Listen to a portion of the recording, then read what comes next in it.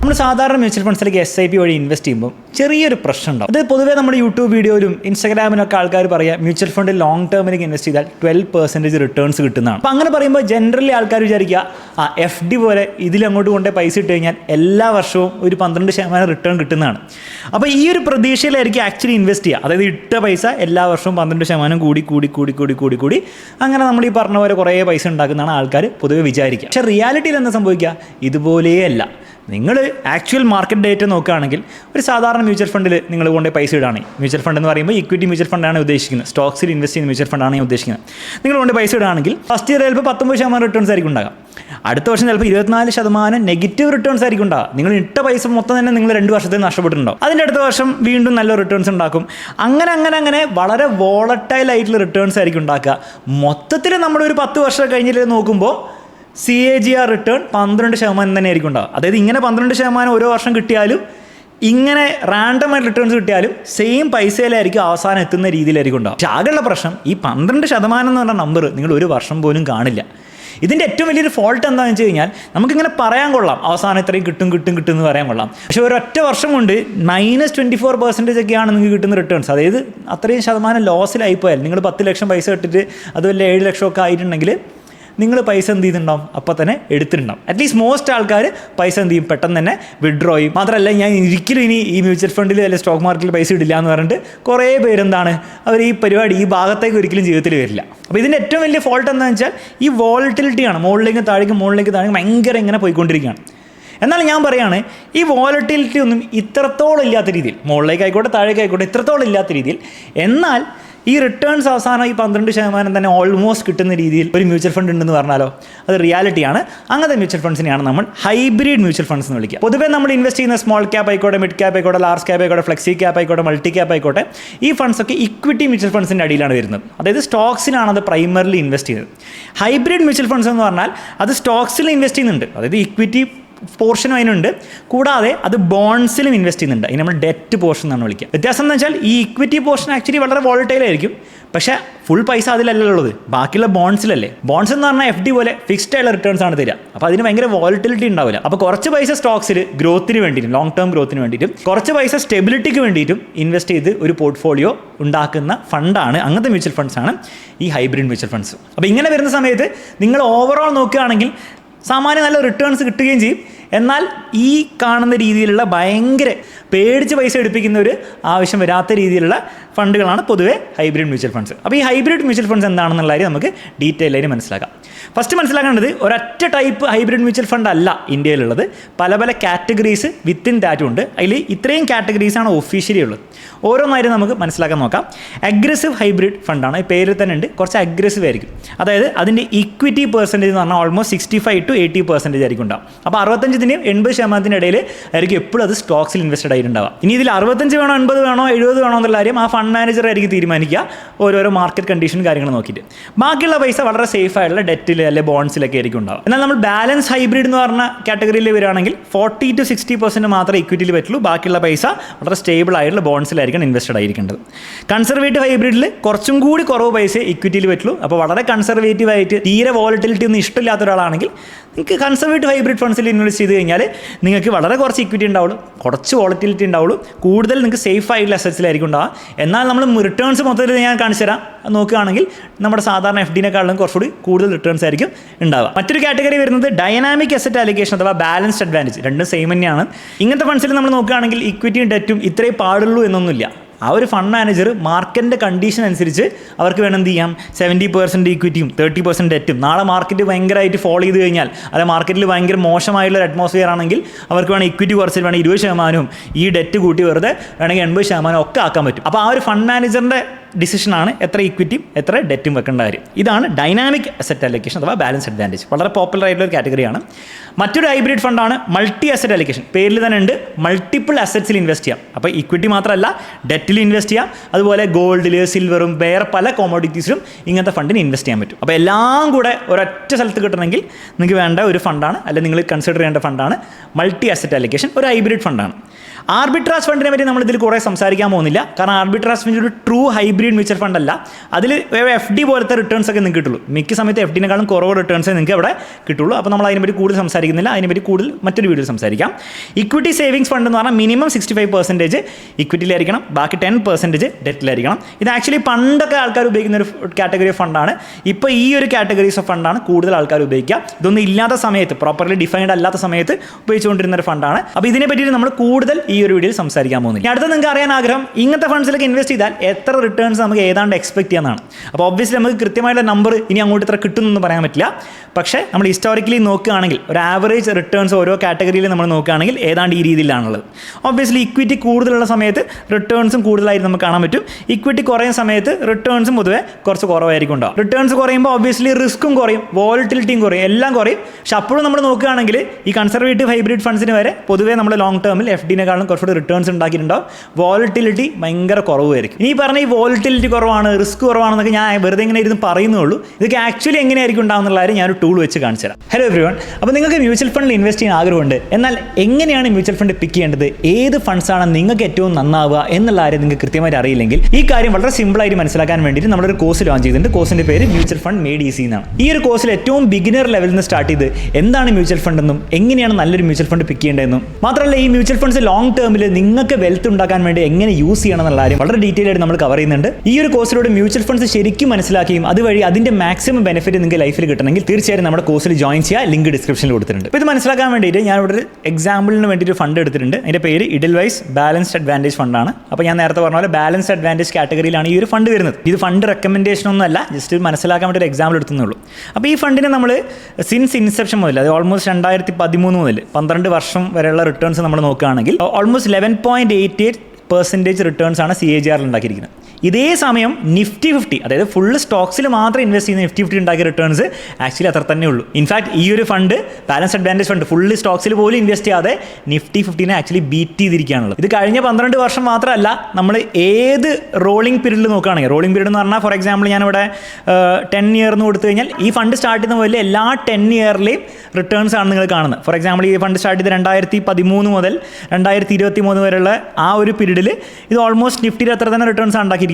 അതുപോലെ ഏത് 10 വർഷം പീരീഡ് നോക്കുകയാണെങ്കിലും മിക്ക സമയത്ത് നിങ്ങൾക്ക് കാണാൻ പറ്റും ഈ നിഫ്റ്റിയുടെ ഓൾമോസ്റ്റ് അത്ര തന്നെ റിട്ടേൺസ് ഉണ്ടാക്കിയിട്ടുണ്ട്. ചിലപ്പോൾ നിഫ്റ്റിനേക്കാളും കുറച്ചുകൂടി കൂടുതൽ ഉണ്ടാക്കിയിട്ടുണ്ട്, ചിലപ്പോൾ നിഫ്റ്റിനേക്കാളും കുറച്ചുകൂടി കുറവാണ് ഉണ്ടാക്കിയിരിക്കുന്നത്. പക്ഷേ മിക്ക സമയത്തും ഏത് 10 വർഷം നമ്മൾ നോക്കുകയാണെങ്കിൽ നിഫ്റ്റിനെ ഓൾമോസ്റ്റ് മാച്ച് ചെയ്തിട്ടുണ്ട്. അപ്പോൾ നിങ്ങൾ ചിലപ്പോൾ ആയിരിക്കും എന്നാൽ പിന്നെ ഞാൻ നിഫ്റ്റിയിൽ ഇൻവെസ്റ്റ് ചെയ്താൽ പോരെ, കാരണം മിക്ക സമയത്ത് നിഫ്റ്റിയാണ് കൂടുതൽ റിട്ടേൺസ് തരുന്നത്.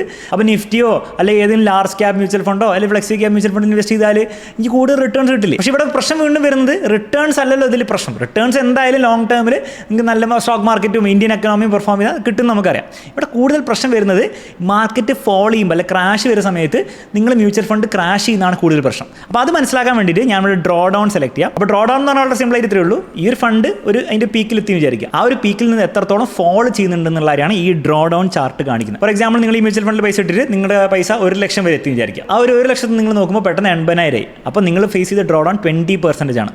ആ ഡ്രോ ഡൗൺ വരുന്ന സമയത്താണ് പൊതുവേ നമുക്ക് പൈസ ഇൻവെസ്റ്റ് ചെയ്യാൻ ബുദ്ധിമുട്ട് വരിക, നമ്മൾ പൈസ ഒക്കെ പെട്ടെന്ന് എടുക്കാൻ ചാൻസ് ഉള്ളത്. അപ്പോൾ ആ ഡ്രോ ഡൗണിൻ്റെ കാര്യത്തിൽ ഈ 2 ഫണ്ടും, അതായത് നമ്മുടെ ഇഡൽവൈസ് ബാലൻസ് അഡ്വാൻറ്റേജ് ഫണ്ടും നിഫ്റ്റി 50 നമ്മൾ കമ്പയർ ചെയ്താൽ ഇവിടെ ക്ലിയർ ആയിട്ട് മനസ്സിലാവും. ഫോർ എക്സാമ്പിൾ 2016 ഒരു ക്രാഷ് വന്ന സമയം, ക്രാഷ് അല്ലായിരുന്നു, ഒരു മാർക്കറ്റ് കറക്ഷൻ വന്ന സമയം നിഫ്റ്റി 50 കറക്റ്റ് ചെയ്ത് 20% ആണ്. അതിൻ്റെ പീക്കിൽ നിന്ന് 20% ആണ് താഴേക്ക് ഫോളോ ചെയ്ത്. പക്ഷേ അതേ സമയം ഈ ഇഡൽവൈസ് ബാലൻസ് അഡ്വാൻറ്റേജ് ഫണ്ട് ഫോളോ ചെയ്ത് വെറും 11%. അതായത് ഓൾമോസ്റ്റ് പകുതിയെ ഫോളോ ചെയ്തിട്ടുള്ളൂ. മിക്ക സമയം നമ്മൾ നോക്കിയാൽ മനസ്സിലാവും ഈ ഒരു ബാലൻസ് അഡ്വാൻറ്റേജ് ഫണ്ട് അത് നിഫ്റ്റിയുടെ പകുതി ഓൾമോസ്റ്റ് ഫോളോ ചെയ്യുന്നുണ്ട് മിക്ക സമയത്തും. ഈവൻ നമ്മൾ കോവിഡ് ക്രാഷിൻ്റെ സമയത്ത് നോക്കുകയാണെങ്കിലും നിഫ്റ്റി ഇവിടെ കൃത്യമായിട്ട് നിങ്ങൾക്ക് കാണാൻ പറ്റും. നിഫ്റ്റി ഓൾമോസ്റ്റ് ഫോളോ ചെയ്തത് 38.4%, 38% ഫോളോ ചെയ്തത്. നിങ്ങൾ ആലോചിച്ച് നോക്കിയത്, നിങ്ങളുടെ പൈസ 10 ലക്ഷം ആയി വിചാരിക്കുക, നിങ്ങൾ നിഫ്റ്റിയിൽ ഇൻഡെക്സ് ഫണ്ട് ഇട്ടു. മിക്ക ഈ നിഫ്റ്റിയുടെ മാത്രമല്ല ഇത് കേട്ടോ, ഇത് ഏത് ഫ്ലെക്സി ക്യാപ്പിലും ലാർജ് ക്യാപ്പിലും മിഡ് ക്യാപ്പിലും സ്മോൾ ക്യാപ്പിലും ആണെങ്കിൽ ഡ്രോ ഡൗൺ ഇവൻ കൂടുതലായിരിക്കും ഉണ്ടാവും. അതിലൊക്കെ നിങ്ങളൊരു 10 ലക്ഷം ഇട്ടെന്ന് വിചാരിച്ചാൽ ആ 10 ലക്ഷം ഈ ഒരു ക്രാഷ് വന്ന സമയത്ത് എന്താണ് ഓൾമോസ്റ്റ് 40% ഫോളോ ചെയ്തു. അതായത് 6 ലക്ഷം സംതിങ് ആയിട്ടുണ്ടാവും. അപ്പോൾ 10 ലക്ഷം എന്നുള്ള നിങ്ങളുടെ പൈസ 6 ലക്ഷം ആകുമ്പോൾ മിക്ക ആൾക്കാരുടെയും പ്രശ്നം എന്ന് വെച്ചാൽ ലോങ് ടേമിൽ റിട്ടേൺസ് കിട്ടുന്നതൊക്കെ പറച്ചിൽ കൊള്ളാം. പക്ഷേ ഇത് ഈ പൈസ അത്രയും ഫോളോ ചെയ്യുന്ന സമയത്ത് ആൾക്കാർ പെട്ടെന്ന് എക്സിറ്റ് ചെയ്ത് പൈസ എടുക്കാനാണ് ചാൻസ്. പക്ഷേ നമ്മൾ അതേ സമയം ഈ ഒരു ബാലൻസ് അഡ്വാൻറ്റേജ്, ഇത് ഈ ഒരു ഫണ്ടിൻ്റെ പ്രത്യേകത മാത്രമല്ല, മിക്ക ബാലൻസ് അഡ്വാൻറ്റേജും മിക്ക ഹൈബ്രിഡ് ഫണ്ട്സ് നമ്മൾ നോക്കുകയാണെങ്കിൽ ഈ ഒരു പ്രത്യേകത എല്ലാ ഫണ്ട്സിനും ഉണ്ടാവും. അത് ഫോളോ ചെയ്ത് ഓൾമോസ്റ്റ് 16% ഉള്ളൂ. അതായത് 10 ലക്ഷം നിങ്ങൾക്ക് അതിലുണ്ടെങ്കിൽ നിങ്ങളുടെ പൈസ എന്താ പറയുണ്ടാവും, ഒരു 8.4 ലക്ഷത്തിലേക്ക് കുറഞ്ഞിട്ടുണ്ടാവും. അതല്ലാതെ ഈ 4 ലക്ഷം കുറഞ്ഞ 6 ലക്ഷത്തിലേക്കൊന്നും ആയിട്ടുണ്ടാവില്ല. അപ്പോൾ അത്രത്തോളം ഡിഫറൻസ് ആണ്. മിക്ക ആൾക്കാർക്കും 16% ഫോളൊക്കെ ആക്ച്വലി സഹിക്കാൻ പറ്റും. ഇപ്പം ഏറ്റവും വലിയ മാർക്കറ്റ് ക്രാഷിലും നിങ്ങളുടെ ഇൻവെസ്റ്റ്മെൻറ്റ് 16% ഫോളോ ചെയ്തുള്ളൂ എങ്കിൽ നിങ്ങൾക്ക് എന്താണ് ഇൻവെസ്റ്റ്മെൻറ്റ് കണ്ടിന്യൂ ചെയ്തുകൊണ്ടിരിക്കാൻ പറ്റും. അപ്പോൾ അതാണ് ഇതിൻ്റെ ഏറ്റവും വലിയ അഡ്വാൻറ്റേജ്. അതായത് ബേസിക്കലി പറയുകയാണെങ്കിൽ നിഫ്റ്റിയുടെ same returns almost may be കുറച്ച് കുറവ്, പക്ഷേ റിസ്ക് അതിൻ്റെ പകുതിയുള്ളൂ. ആ പകുതി റിസ്കിൽ നിങ്ങൾക്ക് ഓൾമോസ്റ്റ് സെയിം റിട്ടേൺസ് കിട്ടുന്നതാണ് ഈ ഹൈബ്രിഡ് കാറ്റഗറി ഏറ്റവും വലിയ അഡ്വാൻറ്റേജ്. മാത്രമല്ല ഇതിൽ മറ്റൊരു അഡ്വാൻറ്റേജ് ഉള്ളത്, നമ്മൾ ഇക്വിറ്റി മ്യൂച്വൽ ഫണ്ടിലൊക്കെ ഇൻവെസ്റ്റ് ചെയ്യുമ്പോൾ നമ്മൾ എപ്പോഴും ലോങ് ടേമിലേക്ക് ഇൻവെസ്റ്റ് ചെയ്യണമെന്ന് പറയുന്നത്. ഈവൻ നമ്മൾ ഇതുപോലത്തെ ഹൈബ്രിഡ് ഫണ്ട്സിൽ ഇൻവെസ്റ്റ് ചെയ്യുമ്പോൾ ലോങ് ടൈമിലേക്ക് തന്നെ ചെയ്യണം. പക്ഷേ അത് ചെയ്തില്ലെങ്കിലും അത്ര പ്രശ്നം ഉണ്ടാവില്ല. അത് മനസ്സിലാക്കാൻ വേണ്ടിയിട്ട് ഈ ഒരു ഫണ്ടിൻ്റെയും നിഫ്റ്റിയുടെയും നമുക്ക് റോളിംഗ് റിട്ടേൺസ് നമ്മൾ നേരത്തെ നോക്കിയത് 10 ഇയേഴ്സിൻ്റെ ആയിരുന്നു. ഇപ്രാവശ്യം നമുക്ക് 3 ഇയേഴ്സിനെ നോക്കാം. അപ്പോൾ 3 ഇയേഴ്സിനെ നോക്കി ഇതാണ് ചാർട്ട് കാണുന്നത്. അപ്പോൾ നിങ്ങൾ ടേബിളിലേക്ക് പോയാൽ കാണും 3 ഇയേഴ്സിൽ എല്ലാ 3 ഇയേഴ്സും നമ്മൾ നോക്കുകയാണെങ്കിൽ ഫണ്ട് സ്റ്റാർട്ട് ചെയ്ത് കഴിഞ്ഞ 12 വർഷത്തിൽ എല്ലാ 3 ഇയേഴ്സും നോക്കുകയാണെങ്കിൽ ആവറേജ് റിട്ടേൺ ഓൾമോസ്റ്റ് സെയിം ആണ്. എന്നാൽ വേസ്റ്റ് റിട്ടേൺ നോക്കുകയാണ്, ഏത് 3 ഇയേഴ്സിനും വേസ്റ്റ് റിട്ടേൺ നോക്കുകയാണെങ്കിൽ നിഫ്റ്റി -4% അടിച്ചിട്ടുണ്ട്. അതായത് എപ്പോഴോ ഒരു പ്രാവശ്യം നിങ്ങൾ നിഫ്റ്റിയിൽ ഇൻവെസ്റ്റ് ചെയ്തു, അതല്ല ഏത് മ്യൂച്വൽ ഫണ്ടിൽ ഇൻവെസ്റ്റ് ചെയ്തു, ഇക്വിറ്റി മ്യൂച്വൽ ഫണ്ടിൻ്റെ കാര്യമാണ് പറയുന്നത്. നിങ്ങൾ ഇൻവെസ്റ്റ് ചെയ്തിട്ട് 3 ഇയേഴ്സ് കഴിഞ്ഞിട്ട് ചിലപ്പോൾ നിങ്ങൾക്ക് എന്താണ് നെഗറ്റീവ് റിട്ടേൺസ് ആയിരിക്കും ഉണ്ടാവും. എന്നാൽ ഈ ബാലൻസ് അഡ്വാൻറ്റേജ് ഫണ്ടിൻ്റെ കാര്യത്തിൽ നമ്മൾ നോക്കുകയാണെങ്കിൽ ഏറ്റവും വേസ്റ്റ് 3 ഇയർ റിട്ടേൺ 3% ആണ്. അതിൽ താഴെ ഒരിക്കലും പോയിട്ടില്ല. നമ്മൾ 1 ഇയർ റോളിംഗ് റിട്ടേണിൻ്റെ കാര്യം നോക്കുകയാണെങ്കിൽ ഈവൻ മോർ നമുക്ക് മനസ്സിലാവും. നിഫ്റ്റി പല 1 ഇയറിൽ നിങ്ങൾ ഇൻവെസ്റ്റ് ചെയ്തിട്ടുണ്ടെങ്കിൽ നിങ്ങൾക്ക് വേസ്റ്റ് റിട്ടേൺ വേണം 30% ഒക്കെ ഉണ്ടാകാം. എന്നാൽ ഈ ബാലൻസ് അഡ്വാൻറ്റേജ് ഫണ്ടിൽ നിങ്ങൾക്ക് ഏതൊരു 1 ഇയർ നോക്കിയാലും ഏറ്റവും വേസ്റ്റ് റിട്ടേൺസ് ഈ ഒരു 7.95% ഉണ്ടാവുള്ളൂ. ഒബ്വിയസ്ലി നെഗറ്റീവ് റിട്ടേൺസ് ഉണ്ടാക്കാം. അതുകൊണ്ട് തന്നെ പറയുന്നത് 1 ഇയർ മാത്രം നിങ്ങൾക്ക് ബാലൻസ് അഡ്വാൻറ്റേജ് ഫണ്ടാണെങ്കിലും ഇൻവെസ്റ്റ് ചെയ്യാൻ പറ്റില്ല. പക്ഷേ ആ ഒരു വേസ്റ്റ് റിട്ടേൺ നിഫ്റ്റിൻ്റെ പോലെയല്ല. കാരണം ഈ 30% ഒക്കെ നിങ്ങളൊരു വർഷത്തിൽ ഫോളോ ചെയ്തുകൊണ്ടാൽ നിങ്ങൾ ജീവിതത്തിൽ പിന്നെ സ്റ്റോക്ക് മാർക്കറ്റിൽ ഇൻവെസ്റ്റ് ചെയ്യില്ല. പക്ഷേ 7% വേണമെങ്കിൽ നിങ്ങൾക്ക് സഹിക്കാൻ പറ്റുമായിരിക്കും, അല്ല 8% ഒക്കെ സഹിക്കാൻ പറ്റും. ഈവൻ ഡെയിലി റിട്ടേൺസിൻ്റെ ഞാൻ ഡെയിലി നിങ്ങൾ മുകളിലേക്ക് താഴേക്ക് പോകുന്നതിൻ്റെ നമ്മൾ സ്റ്റാൻഡേർഡ് ഡീവിയേഷൻ അഥവാ റിസ്ക് എടുത്താൽ നിങ്ങൾക്ക് കാണാൻ പറ്റും നിഫ്റ്റിയുടെ റിസ്ക് ഓൾമോസ്റ്റ് 16% ആണ്. ഭയങ്കര വോളറ്റൈലാണ് ഡെയിലി ബേസിസിലും. എന്നാൽ ഇതുപോലത്തെ ഫണ്ട്സാണ് അതിൻ്റെ പകുതി റിസ്ക്കേ ഉള്ളൂ ഡെയിലി ബേസിസിൽ. അപ്പോൾ കാര്യമായിട്ട് നിങ്ങൾ ഡെയിലി ബേസിസിൽ നോക്കുമ്പോൾ മന്ത്ലിയിലോ വലിയ മാറ്റങ്ങൾ മുകളിലേക്ക് താഴേക്ക് ഉണ്ടാവില്ല. പക്ഷേ അവസാനം നോക്കുമ്പോൾ ഞാൻ നേരത്തെ പറഞ്ഞ പോലെ തന്നെ ഓവറോൾ റിട്ടേൺസ് നിഫ്റ്റിയുടെ ഓൾമോസ്റ്റ് മാച്ച് ആവുന്ന രീതിയിലോ അല്ല തൊട്ട് താഴെയുള്ള രീതിയിലോ നിങ്ങൾക്ക് കിട്ടും. ഒരുപക്ഷെ നിങ്ങൾ ആയിരിക്കുന്നുണ്ടാവും നമുക്ക് ഈ ഹൈബ്രിഡ് ഫണ്ട് ഉപയോഗിച്ചിട്ട് നിഫ്റ്റിനെക്കാളും കൂടുതൽ റിട്ടേൺസ് ഉണ്ടാക്കാനുള്ള വലിയ മാർഗ്ഗമുണ്ടോ? തീർച്ചയായിട്ടും അങ്ങനത്തെ ഫണ്ട്സും ഉണ്ട്. ഇപ്പോൾ നമ്മൾ നേരത്തെ കൺസിഡർ ചെയ്ത ബാലൻസ് അഡ്വാൻറ്റേജ് ഫണ്ടാണ്. ബാലൻസ് അഡ്വാൻറ്റേജ് പറയുമ്പോൾ 100% വേണം ഇക്വിറ്റി ആക്കാം, ഫുൾ ടൈം ഇക്വിറ്റിയിൽ നിൽക്കാം എന്നൊക്കെ പറയുമെങ്കിലും മിക്ക ഫണ്ട്സും വളരെ കൺസർവേറ്റീവ് ആയിട്ട് പ്ലേ ചെയ്യാറുള്ളത്. ഒരു 50 to മാക്സിമം ഒരു 80% വരെയൊക്കെ എത്രയും ബെസ്റ്റ് ടൈമിലും ഇക്വിറ്റിയിലൊക്കെ പോകാറുള്ളൂ. കുറച്ചും കൂടി അഗ്രസീവ് ആയിട്ട് ഇക്വിറ്റി ഇൻവെസ്റ്റ് ചെയ്ത ഫണ്ടാണ് ഞാൻ നേരത്തെ പറഞ്ഞ പോലെ അഗ്രസീവ് ഹൈബ്രിഡ് ഫണ്ട്. അതിൻ്റെ ഒരു എക്സാമ്പിളാണ് ഞാൻ ഇവിടെ എടുത്തിരിക്കുന്നത്. One of the best aggressive hybrid funds എന്ന് പറയാം. അപ്പോൾ അതിൽ നമ്മൾ നോക്കുകയാണെങ്കിൽ 80% വരെ ഇതിൽ ഇക്വിറ്റിയിൽ എപ്പോഴും പോകാൻ പറ്റുള്ളൂ, മാക്സിമം പോകാൻ പറ്റുള്ളൂ. എന്നിട്ടും കഴിഞ്ഞ ഇൻസെപ്ഷൻ അല്ലാതെ ഓൾമോസ്റ്റ് 12 ഇയേഴ്സിൽ ഇത് നിഫ്റ്റിനെ ക്ലിയർലി ബീറ്റ് ചെയ്തിട്ടുണ്ട്. ഈവൻ റോളിംഗ് റിട്ടേൺസിൽ നമ്മൾ നോക്കുകയാണെങ്കിൽ ഏത് 10 ഇയറിൽ എടുത്താലും എപ്പോഴും നിഫ്റ്റിനെ തോൽപ്പിച്ചുകൊണ്ടിരിക്കുകയാണ് ചെയ്യുന്നത്. അതായത് ഫുള്ളി സ്റ്റോക്സിൽ പോലും ഇൻവെസ്റ്റ് ചെയ്യാത്തൊരു ഫണ്ടാണിത്. ഇതിന് വരെ നിഫ്റ്റിനെ എന്ത് ചെയ്യാൻ പറ്റിയിട്ടുണ്ട്, ബീറ്റ് ചെയ്യാൻ പറ്റിയിട്ടുണ്ട്. എന്ന് മാത്രമല്ല റിസ്കിൻ്റെ കാര്യത്തിൽ നമ്മൾ നോക്കുകയാണെങ്കിൽ, ഇപ്പോൾ ഡ്രോ ഡൗണിൻ്റെ കാര്യത്തിൽ നോക്കുകയാണെങ്കിൽ നേരത്തെ കണ്ട ബാലൻസ് അഡ്വാൻറ്റേജിന് അത്രത്തോളം കുറവ് ഡ്രോ ഡൗൺ ഒന്നല്ല, എന്നാൽ നിഫ്റ്റിനെക്കാളും എപ്പോഴും ബെറ്ററാണ്. ഏതൊരു മാർക്കറ്റ് ഫോളോ ചെയ്യുന്ന സമയം നമ്മൾ നോക്കുകയാണെങ്കിൽ ഈ ഒരു ഫണ്ട് നിഫ്റ്റിൻ്റെ എത്രത്തോളം ഒരിക്കലും ഫോളോ ചെയ്തിട്ടില്ല. ഫോർ എക്സാമ്പിൾ 2016 നോക്കുകയാണെങ്കിൽ നിഫ്റ്റി 21% ഫോളോ ചെയ്തപ്പോൾ ഇത് വെറും 12% ഫോളോ ചെയ്തിട്ടുള്ളൂ. ഇനി ഇവൻ റീസെൻറ്റ് ഈ ഒരു US ഇറാൻ വാറിൻ്റെ സമയത്തുള്ള കറക്ഷനിൽ നമ്മൾ നോക്കുകയാണെങ്കിൽ നിഫ്റ്റി ഓൾമോസ്റ്റ് 15% ആണ് ഫോളോ ചെയ്തത്. ഈ ഫണ്ട് ഓൾമോസ്റ്റ് 9% ഫോളോ ചെയ്തിട്ടുള്ളൂ. അതായത് വളരെ സിമ്പിളായിട്ട് പറഞ്ഞു കഴിഞ്ഞാൽ നിങ്ങൾക്ക് നിഫ്റ്റിനെക്കാളും കൂടുതൽ റിട്ടേൺസ് ആണ് ഈ ഒരു ഫണ്ടിൽ നിന്ന് കിട്ടുന്നത് വിത്ത് ലോവർ റിസ്ക്. എപ്പോഴും റിട്ടേൺ കൂടുമ്പോൾ റിസ്ക് കൂടിയേ അങ്ങനെ കിട്ടുള്ളൂ എന്നാണ് നമ്മൾ പൊതുവെ പറയാറ്. പക്ഷേ ഹൈബ്രിഡ് ഫണ്ട്സിൻ്റെ കേസിൽ ആ ഒരു റൂൾ അപ്ലൈ ആവുന്നില്ല. കാരണം റിട്ടേൺസ് കൂടുതൽ അല്ലെ സെയിം, പക്ഷേ റിസ്ക് വളരെ കുറവ്. ബാലൻസ് അഡ്വാൻറ്റേജ് ആണ് പകുതി റിസ്ക്. ഇത് ഓൾമോസ്റ്റ് മേ ബി ഒരു 70% റിസ്ക് ആയിരിക്കും എടുക്കുന്നുണ്ടാവും. അപ്പോൾ ഇതാണ് ഈ ഒരു ഹൈബ്രിഡ് ഫണ്ട്സിൻ്റെ ഏറ്റവും വലിയൊരു അഡ്വാൻറ്റേജ്. ഇനി ഒബ്വിയസ്ലി നിങ്ങൾ മനസ്സിലാക്കേണ്ട കാര്യം, ഇവിടെ ഞാൻ കാണിച്ച ഫണ്ട്സ് പൊതുവേ കുറച്ചുകൂടി ബെറ്റർ ആയിട്ട് ഉള്ള ഫണ്ട്സാണ്. എല്ലാ ഫണ്ടും ഇതുപോലെ നിഫ്റ്റിനെ തോൽപ്പിക്കണം നിർബന്ധമില്ല. പക്ഷേ ഒരു കാര്യം ഗ്യാരണ്ടീഡ് ആയിട്ട് മിക്ക ഫണ്ട്സിൻ്റെ കാര്യത്തിൽ പറയാൻ പറ്റുന്നത് റിസ്ക് കുറവായിരിക്കും. അതുകൊണ്ട് തന്നെ ലോങ് ടേമിലേക്ക് നിങ്ങൾക്ക് ഇൻവെസ്റ്റഡ് ആയി നിൽക്കാനുള്ള ചാൻസും കൂടുതലായിരിക്കും ഉണ്ടാകും. ഇവിടെ ചോദ്യം വരുന്നത് ഇങ്ങനത്തെ ഫണ്ടിനൊക്കെ എങ്ങനെയാണ് അത് ചെയ്യാൻ പറ്റുന്നത്, അതായത് കൂടുതൽ റിട്ടേൺസ് കുറഞ്ഞ റിസ്കിൽ എങ്ങനെയാണ് അവർ ഉണ്ടാക്കുന്നത്. അതിൻ്റെ വളരെ സിമ്പിൾ ലോജിക്ക് ഈ ഒരു സ്ലൈഡിൽ നിന്ന് മനസ്സിലാക്കാം. ഇവിടെ ഞാൻ ഒരു എക്സാമ്പിളിന് വേണ്ടി ഒരു ഫണ്ട് എടുത്തിട്ടുണ്ട്. എക്സാമ്പിളിന് വേണ്ടിയിട്ടാണ്, വീണ്ടും ഫണ്ട് റെക്കമെൻഡേഷൻ ഒന്നല്ല. അപ്പോൾ ഈ ഒരു ഫണ്ട് നിങ്ങൾക്ക് നോക്കിയാൽ അവർ ഫോളോ ചെയ്യുന്ന സ്ട്രാറ്റജി, മാർക്കറ്റ് ഭയങ്കര ഓവർ വാല്യൂഡ് ആവുന്ന സമയത്ത്, ഇത് മാർക്കറ്റിൽ ക്രാഷ് വരാനുള്ള അല്ലെങ്കിൽ കറക്ഷൻ വരാനുള്ള ചാൻസ് തോന്നുന്ന സമയത്ത് അവരുടെ ഇക്വിറ്റി ലെവൽസ് ഭയങ്കരമായിട്ട് കുറയ്ക്കും. എന്നിട്ട് മാർക്കറ്റ് ആക്ച്വലി ക്രാഷ് ചെയ്ത് ഫോളോ ചെയ്യുന്ന സമയത്തായിരിക്കും അവരുടെ ഇക്വിറ്റി പെർസെൻറ്റേജ് കൂട്ടുക.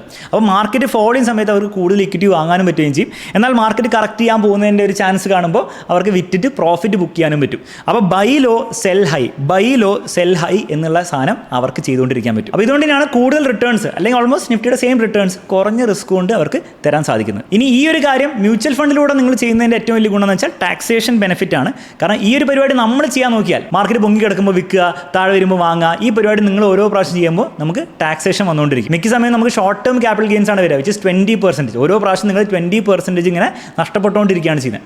മ്യൂച്വൽ ഫണ്ട് ഈ പരിപാടി ചെയ്യുമ്പോൾ നിങ്ങൾക്ക് ടാക്സേഷൻ വരുന്നില്ല, അവർക്കും ടാക്സേഷൻ വരുന്നില്ല. മ്യൂച്വൽ ഫണ്ട് നിങ്ങൾ എപ്പോഴാണോ പൈസ ഇൻവെസ്റ്റ് ചെയ്യുന്നത് അത് നിങ്ങൾ എടുക്കുന്ന സമയം, മേ ബി ഒരു 5 years 7 years നിങ്ങൾ എടുക്കില്ലേ, അപ്പോൾ മാത്രമേ നിങ്ങൾ ഒറ്റ ടാക്സ് അടയ്ക്കേണ്ട ആവശ്യമുള്ളൂ. അല്ലാണ്ട് ഓരോ പ്രാവശ്യവും ഇങ്ങനെ മാറ്റുമ്പോൾ നിങ്ങൾ ടാക്സ് അടയ്ക്കേണ്ട ആവശ്യമില്ല എന്നുള്ള ഏറ്റവും വലിയ അഡ്വാൻറ്റേജ് ആണത്. രണ്ടാമത്തെ കാര്യം, ഞാൻ പറഞ്ഞ പോലെ ഇതിൽ ഏറ്റവും വലിയ അഡ്വാൻറ്റേജ് ലോങ് ടേമിലേക്ക് നമുക്ക് ഇങ്ങനത്തെ ഫണ്ട്സ് ഹോൾഡ് ചെയ്യാൻ എളുപ്പമാണ്. കാര്യം നമ്മൾ ഒരു സാധാരണ മിഡ് ക്യാപ്പോ സ്മോൾ ക്യാപ്പോ ലാർജ് ക്യാപ്പ് ഫണ്ടൊക്കെ ആണെങ്കിൽ ഈ പറഞ്ഞ ക്രാഷൊക്കെ എന്തായാലും വരും. അടുത്തൊരു 10-15 വർഷത്തിൽ എന്തായാലും മാർക്കറ്റ് ഒരു 40-50% ഫോൾ ചെയ്യാനുള്ള ചാൻസ് വളരെ അധികമാണ്. ഓൾമോസ്റ്റ് 99% ഗ്യാരണ്ടീഡ് ആണ്. ഒരു 10-15 year സൈക്കിളിൽ മാർക്കറ്റ് 30-40-50% ഫോൾ ചെയ്യാൻ വേണ്ടിയിട്ട്. അപ്പോൾ അങ്ങനത്തെ ഒരു ഫോൾ വരുന്ന സമയത്ത് നമ്മൾ റെഗുലർ ആയിട്ടുള്ള സാധാരണ ഇൻവെസ്റ്റ് ചെയ്യുന്ന സ്മോൾ ക്യാപ്പ്, മിഡ് ക്യാപ്പ് അല്ലെങ്കിൽ ലാർജ് ക്യാപ്പ് മ്യൂച്വൽ ഫണ്ട്സിൽ മാത്രമാണ് ഇൻവെസ്റ്റ് ചെയ്യുന്നതെങ്കിൽ നമുക്ക് ഇൻവെസ്റ്റഡ് ആയി നിൽക്കാൻ ഭയങ്കര ബുദ്ധിമുട്ടായിരിക്കും. കാരണം ഇങ്ങനത്തെ മ്യൂച്വൽ ഫണ്ട്സ് ഒക്കെ അതിനേക്കാളും ചിലപ്പോൾ ഫോൾ ചെയ്യും. നേരെ മറിച്ച് ഇതുപോലത്തെ ഹൈബ്രിഡ് ഫണ്ട്സ് ആണെങ്കിൽ അത്രത്തോളം ഫോളോ ചെയ്യില്ല. ഒരിക്കലും ഫോളോ ഒരു 0% നിർത്താനൊന്നും പറ്റില്ല.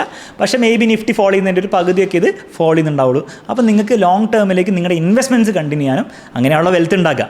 അപ്പോൾ അങ്ങനെ ആക്ച്വലി വെൽത്ത് ഉണ്ടാക്കാനും നിങ്ങൾക്ക് ഹെൽപ്പ് ചെയ്യും ഇങ്ങനത്തെ ഫണ്ട്സ്. ഇനി ഇവിടെ നിങ്ങൾ ശ്രദ്ധിക്കേണ്ട കാര്യം, ഇങ്ങനത്തെ ഫണ്ട്സിൽ നമുക്ക് 1 yearലേക്കോ അല്ലെ 2 yearലേക്കോ ഒന്നും ഇൻവെസ്റ്റ് ചെയ്യാൻ പറ്റില്ല. അതിന് സ്യൂട്ടബിൾ ആയിട്ടുള്ള പ്രൊഡക്ട്സ് അല്ല ഇതൊന്നും തന്നെ. അതിൽ നമ്മൾ അഗ്രസീവ് ഹൈബ്രിഡ് ഫണ്ടിൻ്റെ കാര്യം നമ്മൾ നോക്കുകയാണെങ്കിൽ അതിൻ്റെ ഒരു ടൈം ഹൊറൈസൺ പറയുന്ന ഒരു 7+ years ആണ്. ഇതിൻ്റെ ലോജിക് വളരെ സിമ്പിളാണ്. ഇവിടെയും ഓൾമോസ്റ്റ് 70% അല്ലെങ്കിൽ 80% ഇക്വിറ്റിയിൽ തന്നെയാണ്. അപ്പം 7+ years ആണ് അതിൻ്റെ ഐഡിയൽ ഹൊറൈസൺ. നിങ്ങൾ ഈ ഒരു ഫണ്ട് അടുത്ത 1 yearൽ നല്ല റിട്ടേൺ എന്നൊക്കെ ഉണ്ടാക്കും വിചാരിച്ച് ഇൻവെസ്റ്റ് ചെയ്താൽ നിങ്ങൾ മിക്കവാറും ലോസ് ഉണ്ടാക്കാനുള്ള ചാൻസ് ഉണ്ട്. അപ്പോൾ അതുപോലെ ഓരോ ഫണ്ടിൻ്റെയും ഒരു ഇൻഡിക്കേറ്റീവ് ടൈം ഹൊറൈസൺ കൊടുത്തിട്ടുണ്ട്. അതായത് ഇത്രയും ഇന്നാൾ ഇൻവെസ്റ്റ് ചെയ്ത് കഴിഞ്ഞാൽ ഇതിൽ എന്തോ 12% റിട്ടേൺ ഉണ്ടാക്കും എന്നുള്ള ഗ്യാരണ്ടി അല്ല. പക്ഷേ ഏതാണ്ട് ഈ ഒരു ടൈമിന് മുകളിലേക്ക് നിങ്ങൾക്ക് പൈസ ആവശ്യമില്ലെങ്കിലേ ഇങ്ങനത്തെ ഫണ്ടിൽ പോലും നിങ്ങൾ ഇടാൻ പാടുള്ളൂ. ഇതിൽ ആകെ ഒരു എക്സെപ്ഷൻ വരുന്നത് ആർബിട്രാജ് ഫണ്ടാണ്. അത് വേണമെങ്കിൽ നിങ്ങൾക്ക് 1 year ടൈം ഹൊറൈസൺ ഉണ്ടെങ്കിൽ നിങ്ങൾ ഇൻവെസ്റ്റ് ചെയ്യാം. പക്ഷേ ആർബിട്രാജ് ഫണ്ടിൻ്റെ റിട്ടേൺസും അത്രത്തോളം കുറവാണ്. ദാറ്റ് ഇസ് പൊതുവേ നമ്മൾ നോക്കുകയാണെങ്കിൽ ഒരു 6% റിട്ടേൺസ് ഒക്കെ മാത്രമേ നിങ്ങൾക്ക് മാക്സിമം എക്സ്പെക്ട് ചെയ്യാൻ പറ്റുള്ളൂ. ഇതിൻ്റെ ഗുണമുള്ളതെന്ന് വെച്ചാൽ ഇതിൻ്റെ വോളറ്റിലിറ്റിയും വളരെ കുറവാണ്. അതായത് ഓൾമോസ്റ്റ് നമ്മുടെ FD പോലെ തന്നെയാണ്, സെയിം റിട്ടേൺസും ആണ്. പക്ഷേ ഗുണം എന്ന് വെച്ച് കഴിഞ്ഞാൽ FDയുടെ ടാക്സേഷൻ നിങ്ങളുടെ സ്ലാബിലായിരിക്കും ഉണ്ടാവുക. ഇതിന് ടാക്സേഷൻ 12.5% ആണ് ലോങ് ടേമിൽ വരുന്നത്. അപ്പോൾ ടാക്സേഷൻ ബെനിഫിറ്റ് മാത്രമേ ഇതിനുള്ളൂ. അതല്ലാതെ വേറെ ബെനിഫിറ്റ് ഒന്നും സാധാരണ ഹൈബ്രിഡ് ഫണ്ട്സ് പോലെ ഇതിനില്ല. ലാസ്റ്റ് ഇവിടെ ചോദ്യം വരുന്നത്, ഈ ഹൈബ്രിഡ് ഫണ്ട്സ് കുറേ ഉണ്ടാവുമല്ലോ. അപ്പോൾ ഒരു കാറ്റഗറീൻ്റെ ഉള്ളിൽ നമ്മൾ നോക്കുകയാണെങ്കിൽ അഗ്രസീവ് ഹൈബ്രിഡ് നോക്കുകയാണെങ്കിൽ കുറേ mutual funds aggressive hybrid funds offer ചെയ്യുന്നുണ്ട്. അതിൽ ഏറ്റവും ബെസ്റ്റ് എങ്ങനെ കണ്ടുപിടിക്കുക? അപ്പോൾ അതിനുവേണ്ടി നിങ്ങൾക്ക് ഈ ഒരു വീഡിയോ കാണാം. എങ്ങനെയാണ് ജനറലി ഒരു മ്യൂച്വൽ ഫണ്ട് പിക്ക് ചെയ്യുക എന്നുള്ള കാര്യത്തിൽ പറയുന്നുണ്ട്. അതുപോലെ തന്നെയാണ് നമ്മൾ ഈ ഹൈബ്രിഡ് ഫണ്ട്സും പിക്ക് ചെയ്യേണ്ടത്. കുറച്ചും കൂടി ശ്രദ്ധിക്കേണ്ട കാര്യം, അവിടെ റിട്ടേൺസിനെക്കാളും കൂടുതൽ നിങ്ങൾ ഫോക്കസ് ചെയ്യേണ്ടത് റിസ്കിൻ്റെ മെട്രിക്സ് ആണ്. അപ്പോൾ ഞാൻ വീഡിയോയിൽ പറയുന്ന പോലെ ഷാർപ്പ് റേഷ്യോ, ഓട്ടോണിയർ റേഷ്യോ, സ്റ്റാൻഡേർഡ് ഡീവിയേഷൻ, അങ്ങനത്തെ കാര്യങ്ങൾ കൂടുതൽ നിങ്ങൾ ഫോക്കസ് ചെയ്യുക. കാരണം റിട്ടേൺസ് നാളെ വന്നാലും വന്നില്ലെങ്കിലും റിസ്ക് എന്തായാലും നിങ്ങൾ സഹിക്കേണ്ടി വരും. ആ റിസ്ക് ഏറ്റവും കുറയ്ക്കാതെ നമുക്ക് നമ്മുടെ വശത്ത് നിന്ന് കൺട്രോൾ ചെയ്യാൻ പറ്റുള്ളൂ. അങ്ങനെ റിസ്ക് കുറവല്ലെങ്കിൽ ഈ ഹൈബ്രിഡ് ഫണ്ട്സ് കൊണ്ട് കാര്യമില്ല. നിങ്ങൾ സാധാരണ മ്യൂച്വൽ ഫണ്ടിൽ ഇൻവെസ്റ്റ് ചെയ്യുന്നതാണ് കാര്യം. അപ്പോൾ റിസ്കിൻ്റെ ഒരു വശത്തിൽ കൂടുതൽ ഫോക്കസ് ചെയ്യാമെന്ന് മാത്രമേ ഉള്ളൂ. ഇനി അതല്ല, ഹൈബ്രിഡ് ഫണ്ട്സിൻ്റെ ഡീറ്റെയിൽഡ് ആയിട്ട് എങ്ങനെ സെലക്ട് ചെയ്യണം എന്നുള്ളൊരു വീഡിയോ വേണമെങ്കിൽ തീർച്ചയായും കമൻറ്റ് ബോക്സിൽ കമൻറ്റ് ചെയ്യുക, നമുക്ക് കൺസിഡർ ചെയ്യാവുന്നതാണ്. അപ്പോൾ ഹൈബ്രിഡ് ഫണ്ട്സ് എങ്ങനെയാണ് വർക്ക് ചെയ്യുക, അതിന് അഡ്വാൻറ്റേജ് എന്താണ്, അതെങ്ങനെ ഉപയോഗിക്കണം എന്നുള്ള കാര്യത്തിൻ്റെ ഒരു ഓവർവ്യൂ കിട്ടിയെന്ന് വിചാരിക്കുന്നു. വളരെ സിമ്പിളായിട്ട് വരികയാണ് ഹൈബ്രിഡ് ഫണ്ട്സ് എന്ന് പറഞ്ഞാൽ ഇത്രയേ ഉള്ളൂ. ഏതാണ്ട് സ്റ്റോക്ക് മാർക്കറ്റിന് എത്ര തന്നെ റിട്ടേൺ, ചിലപ്പോൾ അതിന് മുകളിലും കിട്ടാം. പക്ഷേ റിസ്ക് എന്തായാലും അതിനേക്കാളും കുറവ്. നല്ലൊരു ബാലൻസ് അഡ്വാൻറ്റേജ് ഫണ്ടാണെങ്കിൽ മേ ബി ഇവൻ പകുതി റിസ്കിലും ആ റിട്ടേൺ ചിലപ്പോൾ കിട്ടാം. ഈ ഒരു അഡ്വാൻറ്റേജ് വേണ്ടവർക്കാണ് ഈ ഒരു ഫണ്ട് ഉപയോഗിക്കാൻ പറ്റുന്നത്. നിങ്ങൾ ബിഗിനർ ആണെങ്കിലും നിങ്ങൾ എക്സ്പീരിയൻസ് ആയിട്ടുള്ള ഇൻവെസ്റ്റർ ആണെങ്കിലും ഒക്കെ നിങ്ങൾക്ക് ഈ ഒരു ഫണ്ട് കൺസിഡർ ചെയ്യാവുന്നതാണ്. അത് ശ്രദ്ധിക്കേണ്ടത്, ഈ വീഡിയോയിൽ പറഞ്ഞ ഒരു ഫണ്ട് പോലും റെക്കമെൻഡേഷൻ ആയിട്ട് എടുക്കരുത്. ജസ്റ്റ് എക്സാമ്പിളിന് വേണ്ടി മാത്രമാണ് എടുത്തത്. നിങ്ങൾ നിങ്ങളുടെ റിസർച്ചും കൂടെ ചെയ്തിട്ട് വേണം ഒരു ഫണ്ട് ചൂസ് ചെയ്യാൻ വേണ്ടി, ഇഫ് അറ്റ് ഓൾ നിങ്ങൾ ഇൻവെസ്റ്റ് ചെയ്യുന്നുണ്ടെങ്കിൽ. കൂടുതൽ പേഴ്സണൽ ഫിനാൻസ് വീഡിയോസിന് വേണ്ടിയിട്ട് ഈ ഒരു ചാനൽ ഫോളോ ചെയ്യുക. ഓൾസോ മ്യൂച്വൽ ഫണ്ട്സ് ഇൻവെസ്റ്റിങ്ങിനെ പറ്റി കൂടുതൽ പഠിക്കാൻ ആഗ്രഹമുണ്ടെങ്കിൽ നമ്മുടെ കോഴ്സിൽ ജോയിൻ ചെയ്യാവുന്നതാണ്. ഈ ഒരു കൂപ്പൺ കോഡ് ഉപയോഗിച്ചാൽ നിങ്ങൾക്ക് 20% ഡിസ്കൗണ്ട് കിട്ടുന്നതായിരിക്കും. മറ്റൊരു വീഡിയോയിൽ കാണുന്നവരെ bye bye and take care.